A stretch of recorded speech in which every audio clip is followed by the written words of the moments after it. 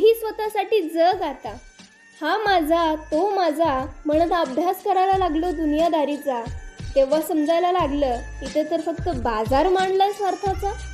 इथे प्रत्येक दुसरा व्यक्ती त्याच्या फायद्यासाठी तुला वापरून घेतोय आणि नकळत तू स्वतःचाच मोठा शत्रू होऊन बसतोय.